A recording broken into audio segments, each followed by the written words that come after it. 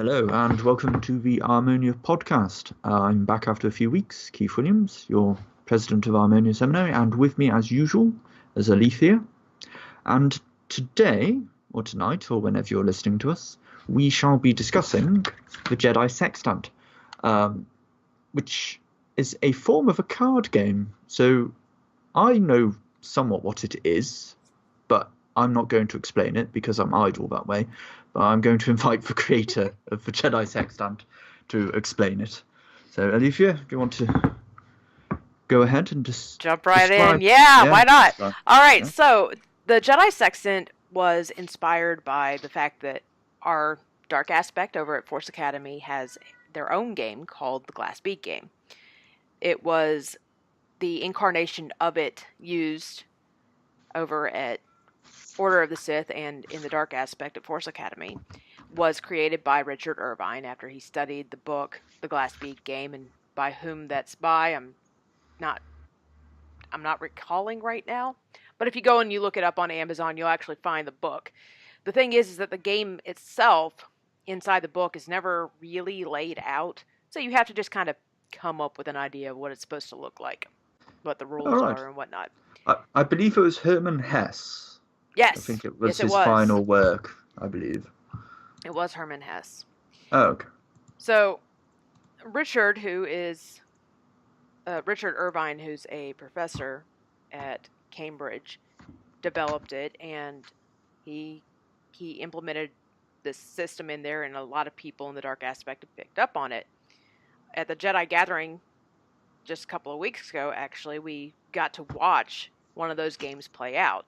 They had finished it, Luciana and Miles had finished it on Order of the Sith, and before I did my Jedi Sextant class, which was not nearly as good as their presentation, they went up there and gave what their whole game looked like to give you an idea of how it's supposed to be played. It was freaking amazing, man. I wish you could have been there, Keith. Yeah, it sounds like a lot of fun. Oh, it was. It really was. I am also a massive nerd for games.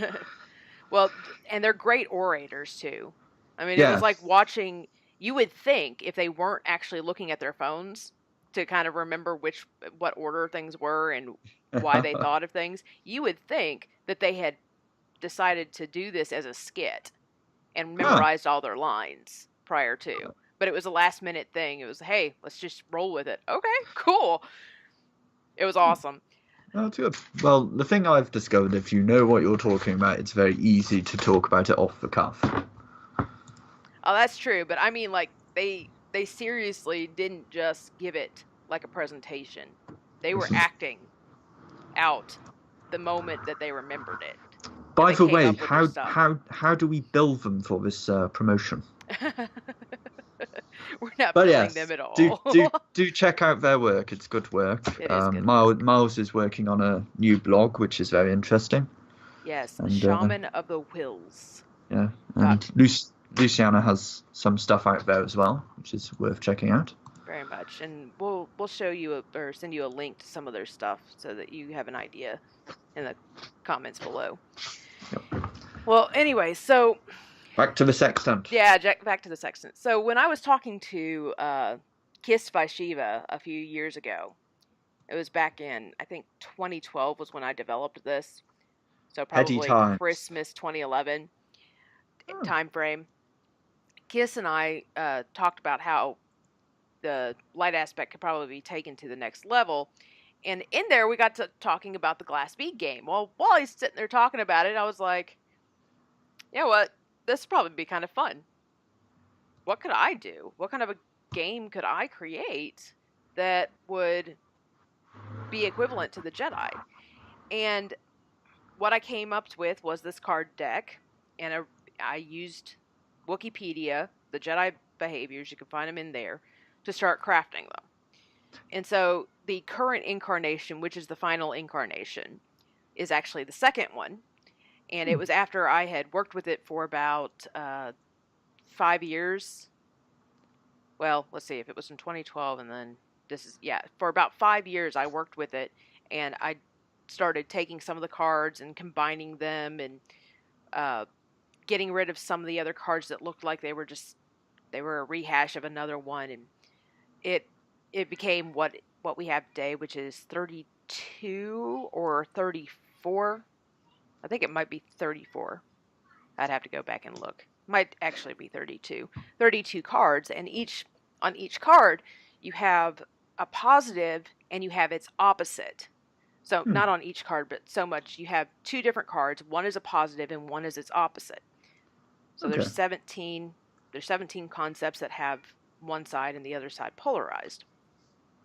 Well, might you say, rather than positive and its opposite, would you say rather something we consider an innate Jedi value? Well, and then the opposite. Well, kind of, because they're not exactly values. I mean, not all of them. Some of them are, but not all of them are necessarily considered values, but actions that we might do. And as people are going to find out in this episode, when we do the cards that I drew, they don't necessarily have to be considered negative. In fact, the two cards that I drew are considered black cards. So they are negative cards. And we'll see as we go on that it could actually be a positive. But the idea is to force you to think, at first, that's a bad thing. And then as you come and you work on it a little bit more, you might see that it's actually a good thing. And you might even see the positive can be a bad thing. Because everything needs to be done in moderation. It's part of the idea of us being objective, which comes from the Jedi compass. So it's a way of learning to determine these things by the context they are found in. That the context gives actions and behaviors and even beliefs the meaning they have. These things don't exist in a vacuum. Right. So very much so. And interesting. Incidentally, that happens to be another of the cards in there that I drew on Friday to write the blog on Monday. And that was flexible. You have to be flexible. Well, at the time that I developed this, I didn't have a name for it. I didn't have a name at all. I started calling them the Jedi cards because I didn't have a name. And then in 2013, we did the Jedi Compass. And about 2 years later, when we published the book, The Jedi Compass, with a collection of works from the Jedi community, for anybody that's listening, if you want a copy of that, all the money goes to UNICEF. So, we encourage you to support that product. How do we bill the United Nations? This is going... Except for the little bit of money that goes to create space for publishing it. Yep. So, it's still there. When I was doing this, somebody from Church of Jediism, who was at the time on the council and has since left the council, came to me and he said, the next book that you guys do should be called the Jedi Sextant. And I sat there and I was like, well, I wanted to do one in about 10 years. And maybe it would actually be, oh, wait, I have this card deck. And wouldn't it just pair up perfectly with a compass? And so I asked him, I said, can I use that name for this deck that I have? And he goes, yeah, take it. I was like, oh, right, awesome. His name is Chris Porter. Chris Porter came up with the name Jedi Sextant, though he didn't know about the card deck at the time. So I took it and I said, and I've seen now since I've done this how it pairs off really well with the Jedi Compass. And in the Jedi Navigation System, the book that has Armonia's program into it, which you can find out more about that system at armoniaseminary.com/courses or /. It's the normal slash. I'm told all the time that I get the backslash and / confused, so whatever. It's the normal / courses. And what I saw when I was doing the Jedi Navigation System is just how easily you could take the stories that you come up with from the Jedi Sextant, what your contemplations are, and then use the Jedi Compass as a way of defining how a Jedi should act in those situations. Was it acted out properly? Was it not acted out properly? And so you just see how these two mix together. If I could find something that I could call the Jedi telescope, it would be kind of fun, but I think we're just going to go with the compass and the sextant. Well, There's only so many navigation tools out there. We can't use them all up. That's true. My husband came up with one that was related to tides that we could use as a name for something, but I'm like, I have no idea how I would come up with anything for that. As long as you don't try to use the Jedi Tom, I think we're safe. Right. Get Brian Blessed to shout everything at us. Definitely. So yeah, we ran with this, and today we thought, well, why not use the cards that we drew from this past weekend on the Force Academy Discord? I've kind of started up a sub chat where we can talk about the cards that are drawn weekly. And it just started this week. Originally I was going to try to do it on Friday with the 2 cards that I drew and I wrote about on Monday. Yep. But now we're, doing... But there's a blog post about those. We're doing that one as a blog post, and this time we're doing this. So I posted the cards yesterday, and today we're going to talk about how Keith and I kind of look at those 2 cards as they are in conjunction to each other. You don't look at them separately and think, oh, this and then this. No, you have to combine them together to form some sort of a story, or maybe you remember something in your past that relates to it, and then you can use that as a jumping point. Yes, contextualized. But we're not going to go so much into how the Jedi Compass can be applied, because the first goal is to teach you how to play the game in the first place. Exactly. All right, so the card deck, or the 2 cards that were pulled this past weekend on Sunday, was Take Charge and Disregard the Law. So Keith, when you think of that, tell me something that comes to mind in those 2 cards that embodies Why both would of them. we disregard the law and take charge? Strictly speaking, let us consider property laws. So, if we are very well aware that someone has trespassed and then injured themselves, we do have a duty of care to attend to that person, even if they are on private property, and technically we would be engaging in trespass to go on to that property as well. Our duty of care requires us to take charge of the situation and go treat that person regardless of whether it's private property or not. Well, it's interesting that you would use that one in particular, because the law looks at that as an exception to the rule, and so it's not actually against the law for trespassing. Exactly. And so when you look at how the law traverses things, we do actually work on a system where circumstances can impact whether or not you are acting against the law. Very great. It's like, let us also consider citizen's arrest. You should only go so far with citizen's arrest.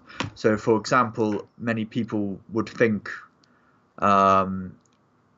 citizen's arrest is not very broad in what you are allowed to do with citizens. In the UK, for example, and detaining someone for citizen's arrest is also not.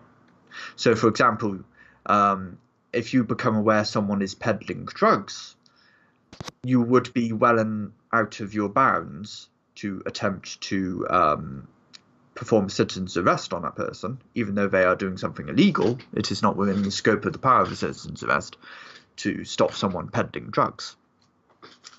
However, if that person was engaging in civil disobedience and a danger to themselves and others, or had engaged in the crime of theft or breaking and entering, you would be within your right to detain them. In the U.S., when we talk about that, most police officers will tell you that your citizen's arrest should only apply so much as saying, citizen's arrest, and then you try to talk them into staying where they are. Yes. You cannot physically detain them. You must be very wary of physically detaining someone. But that said, you get into kidnapping and hostage laws. Well, it's not kidnapping. Kidnapping is when you physically take them away. Yes, and that's what I mean. You have to be very careful how you detain someone. So, for example, let us take the case of very recently. There was a huge furore in the UK because two professional criminals broke into a man's house, an elderly man's house, and basically it was a house invasion, and one of them was downstairs holding him, keeping him threatened with a screwdriver, and the gentleman saw a chance to try and wrestle the screwdriver away from his to protect himself, and in the scuffle the house invader ended up dead because he got stabbed by his own weapon. And the gentleman in question, whose home had been invaded, was of course arrested because he was involved in a situation involving a suspicious death. Because thankfully it was thrown, it went no further from him being detained and kept in, for a while. So thankfully it went no further. But again, if we then look to another case a number of years ago, there's a gentleman who shot a house invader dead, but he's still in jail now. And the huge differences here is that we have what's called reasonable force in self-defense in the UK. And it's about the danger you believe you're in. So, and this is where take charge and disregard the law, for example, is relevant. This is why I'm going on this aside, because there's a huge difference. For example, anyone who's done self-defense or been in a violent confrontation knows it's you do what you have to do to stop the fight. That's the nature of it. And unfortunately, sometimes accidents can happen. You hit the guy and he falls back on, smacks his head open and dies from that. But if you believed he was threatening your life or threatening your safety and security, and that was your only recourse of action, that would be a reasonable force if it was consistent with the danger you believed you were in. And that's where forensics then becomes important, because if forensics then prove that actually no, you knocked him to the floor and then you stomped on his head several times, that's no longer reasonable force. Right. And because you have no reason to believe your life is in danger if he's on the floor and no longer actively threatening you. So, as said, it's another example of where context, what has occurred in the actual event, is important. Very much so. And in the U.S., we have some very similar. Even if somebody comes up to your door, and let's say that you happen to see them outside your window, and you fear for your life because, I don't know, let's go with what the stupid answer would be here in the U.S. right now. That person's black, and they're dressed really funky. They must be here to do something. Well, when in reality, they're possibly just drunk and they're actually your neighbor that just moved in. Well, it's like that. And got the wrong house. Yeah, it's like that awful video, that property developer who's black, and he'd come to check that too. House. No, I mean it is a problem, but you are right. The problem is that people do engage. So they would, in instead of yelling, "Hey, get off my property," to see what was going to happen, and give them a warning. We say in the military police, we say shout, show, shoot. Yeah. So you have to follow that within reason. Sometimes you can shout. They're not going to see you when you show necessarily. Yep. And that's only if it has to be an extreme circumstance. They're actively about to go and take out somebody else, and you have to take them down before they actually hurt that person. Otherwise, shooting someone in the back is wrong. So it's like, again, circumstantial situations. Well, yeah, I mean, I just gave an example where that woman was just being a racist and completely out of order. Right.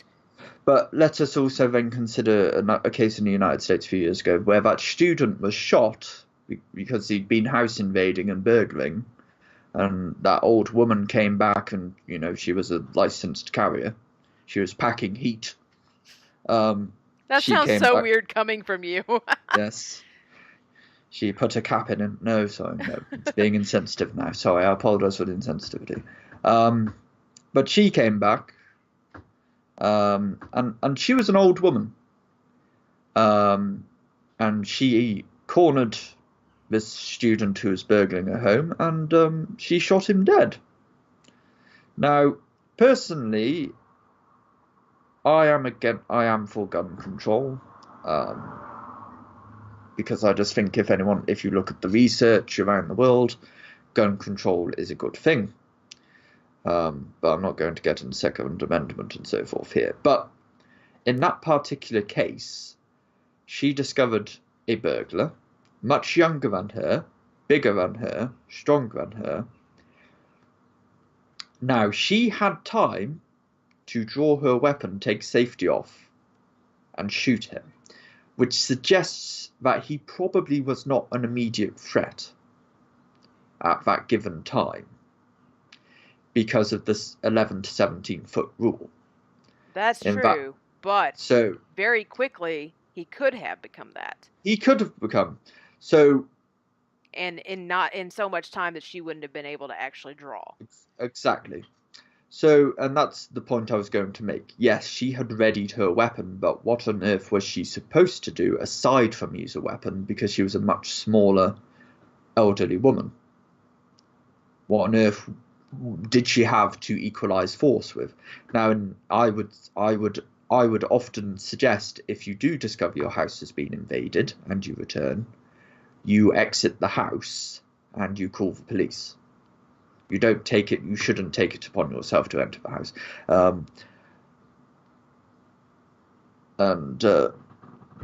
People exist who are trained and equipped to deal with these things. Don't put yourself in danger. Right.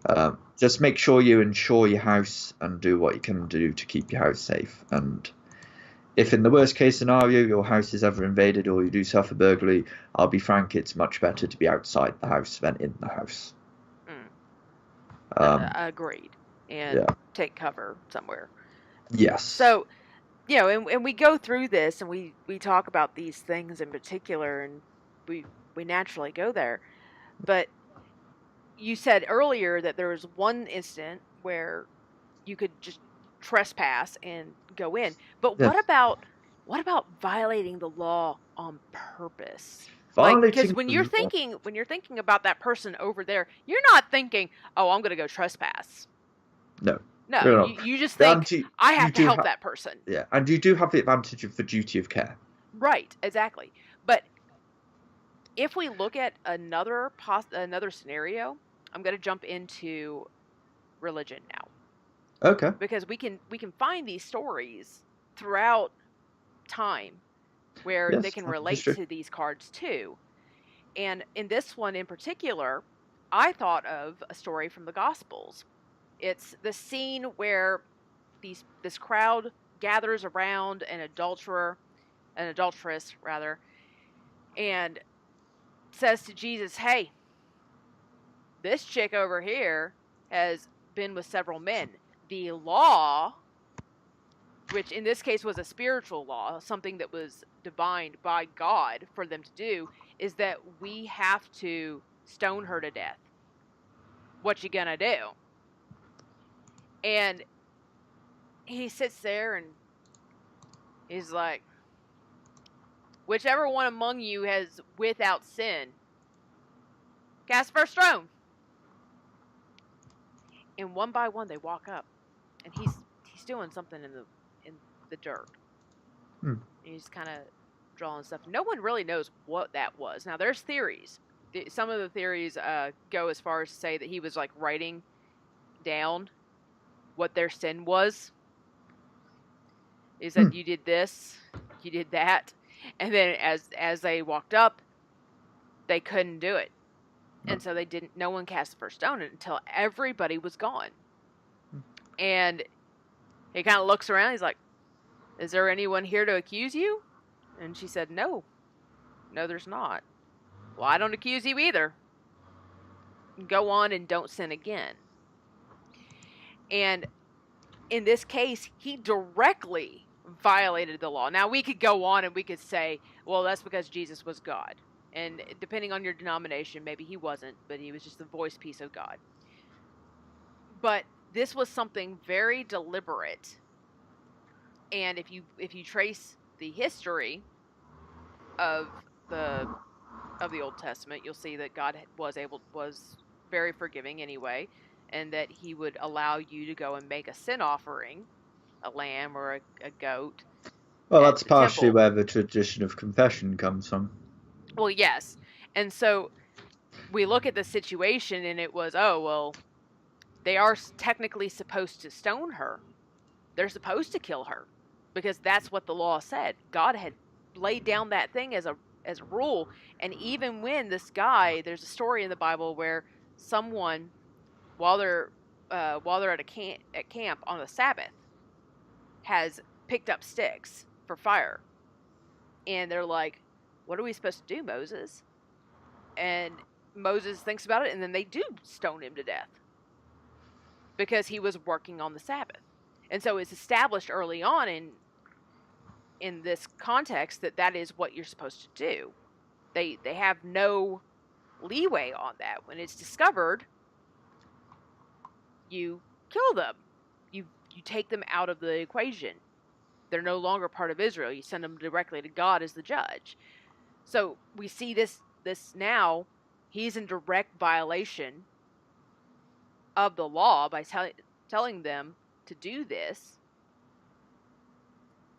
But then they see that they're in violation of the law too, and so they should be killed. And then this also paints the other picture. Christ took charge of the situation, which is where we get the two cards: take charge and disregard the law. Huh. I suppose you said it's an interesting example, I suppose, especially because, of course, the whole stoning thing in a tribal frontier society is important. You see it in frontier societies throughout history and primitive societies throughout history. You lack the infrastructure and capacity to imprison people unless they are rich and can pay you back through ransom. So you kill them. It's the quickest and easiest solution. So there's that pragmatic reasoning there. That's just the harsh law if you step out of line, especially in a small community. And especially stoning is such a thing which calls on the entirety of the community to punish that person. Everyone partakes in the guilt of killing that person. Absolutely. So the law there is a community law. So in that case, disregarding law in that case is disregarding your community. So now, even though this was okay, I said earlier on that we weren't going to try to pull from the Jedi Compass, but now I kind of want to for this one. So, okay. Yeah, if you could pull it up so that you can look too, we have it on Harmonia Seminary. It's harmoniaseminary.com/Jedi-Compass. Yep, it's Jedi-Compass, yes. So you can go there, and what we're looking at right now is how would this particularly tie in? We're going to use this to close off because we're kind of running on our time now. We're running out of time. And also, how dare you accuse our readers not knowing the Jedi Compass back to foot? Like the back of their hand. Hey, sometimes I have to pull it up too to make sure that I get it right, and it's a process because I don't have an eidetic memory, man. Fair enough. So fair enough. We see in here that the Jedi Compass outlines that Christ was acting the way that we should act. He defended somebody. Yep. And as it says in here, we don't believe that defense is purely physical. You can do it in many different ways. And in his way, he called them to think about their own iniquity. Yep. And so you have this. Why is it that you get to survive while that person doesn't? Sorry. Action. In his case, it could be seen either as inaction or as action. And the inaction that he actually performed, which was basically, I'm not doing anything, but you should go. And then the action was actually telling her, don't sin anymore. Go and be in peace. Because if you keep sitting, these guys are going to come back after you, man. But God has shown you mercy this day. I just figured out what Jesus was writing. I saw you picking up sticks on the Sabbath. There we go. Figured it out. He was probably writing it with his. No, he was writing with his finger. I was gonna say it'd be funny if he was writing that with a stick. Yeah. But yeah, no, I mean that's a good example. So his inaction, because it's effectively inaction. Yeah. His inaction is actually how he defended her. Yes. So we can see that not always is it a good thing for us to act on something, but inaction is a good thing too. Well, it goes back to that blog post I did about swordsmanship. As a Jedi, when you begin on the path, it's very, and again, coming back to the sextant, disregard for law, take charge. Both of those can be very dangerous ideas. Mm-hmm. Because if you fail to ask why a law exists or why it exists, why there is a statute about this thing, and disregard it on the basis of, well, it's obviously immoral or it's obviously asinine, you're in danger there. And the danger of taking charge as well is you could take charge in all the wrong ways. Sometimes it's important not to take charge by saying, okay, everyone follow me. Sometimes it's important to say, well, how do we solve this problem? Sometimes you take charge through changing the conversation, you change the discussion. Very much so. So, I think, I'm not a religious person, and hopefully people don't think this has all been taken over by discussing Jesus, but I think it is a very good example of thinking differently. Someone beginning on the path can very obviously think, well, what I would do is I'd just remove the woman from the situation, or if they tried to stone her, they would think I'll just be a barrier between the violence and the victim.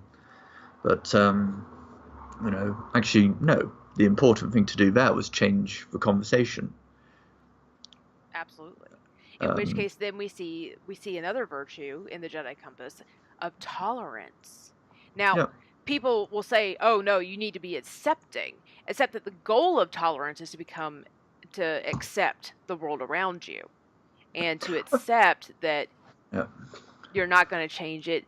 But God, in this story, like as I've said, we're outlining how it is in the whole history.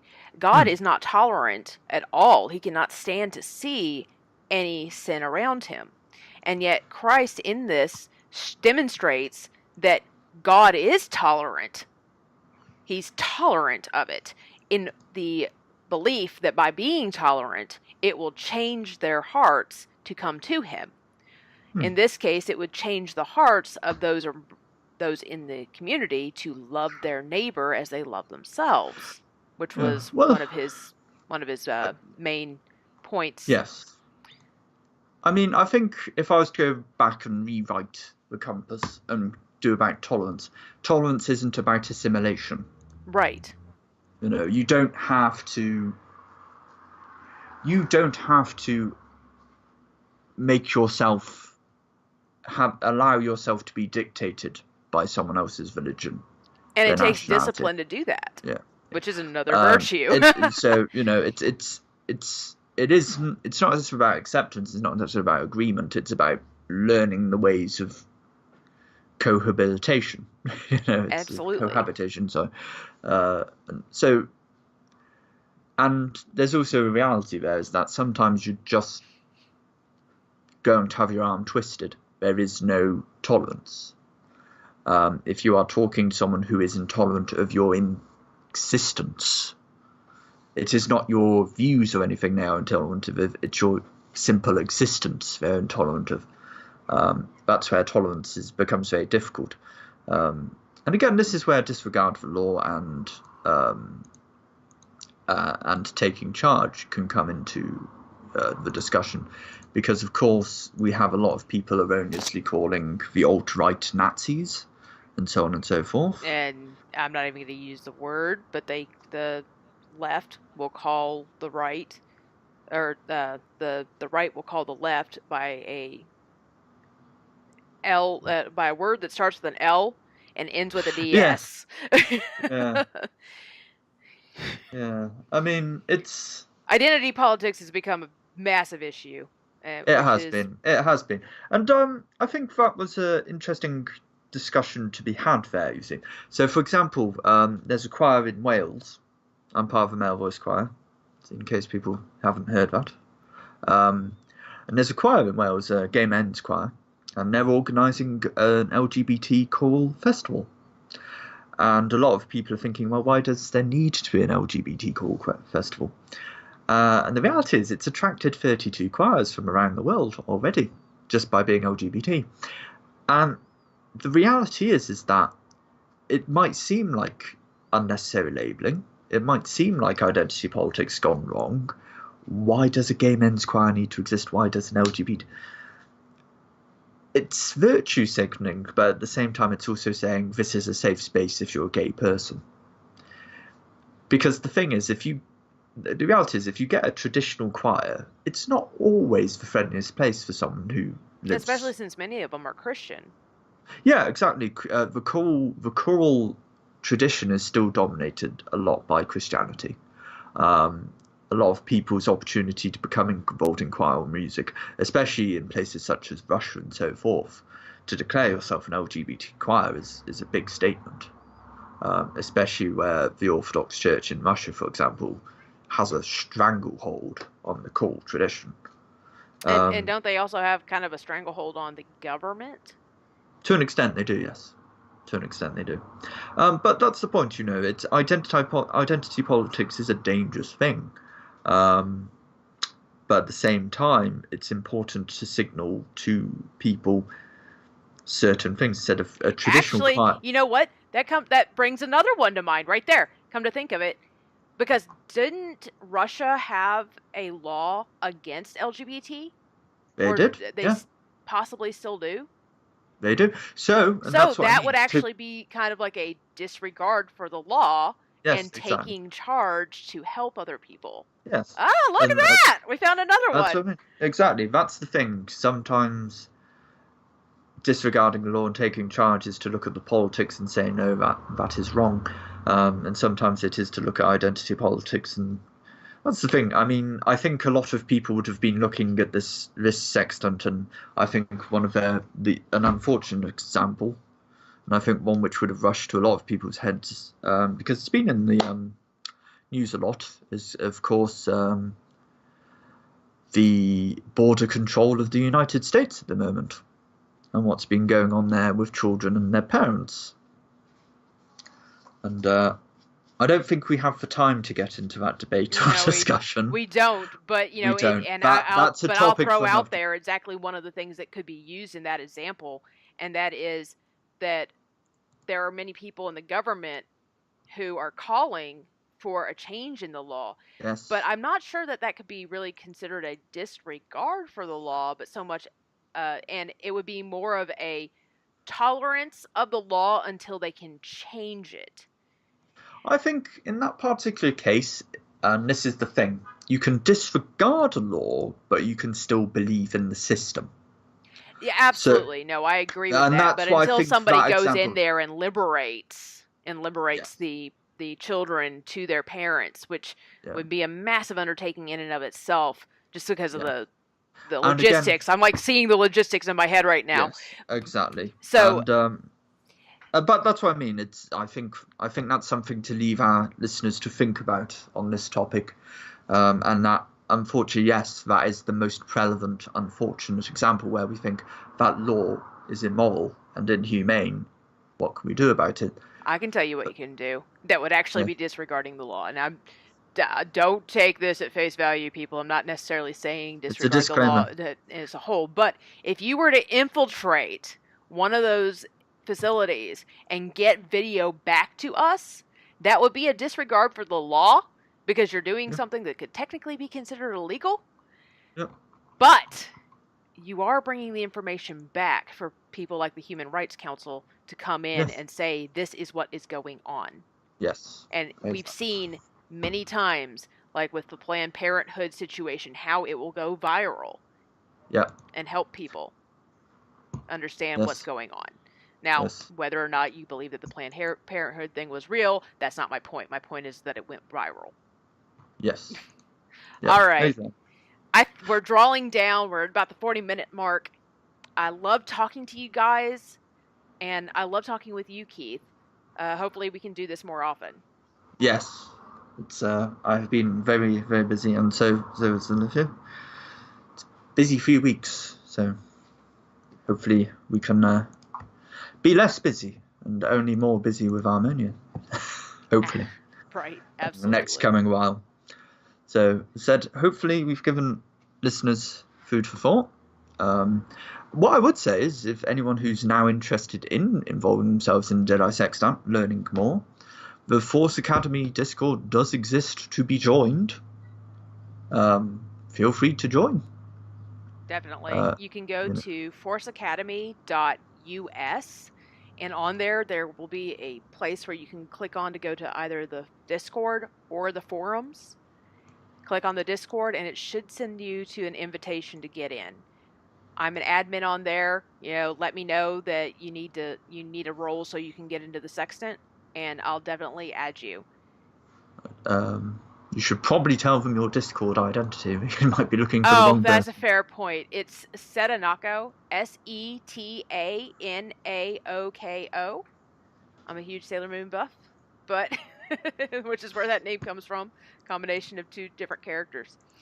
So if you see that really crazy Japanese-looking name, that is not a man. That is a woman. That is me. And hit me up and just say, hey, I want to be part of the Sextant chat group, and we'll get you added. Plus, we love conversation over there. You're going to love the people that we talk to on a regular basis. Raven and some of our Sith. Satel, who's Karth or Krath. I never know where that R stand. All I would say is, don't talk to this guy called Sotunus. He's an utter prat. Leave him alone. Leave him alone. Yeah. That's down a rabbit hole you don't want to go down. Well, I don't know if they like this conversation, then they might like him. Yeah, they might do. They might.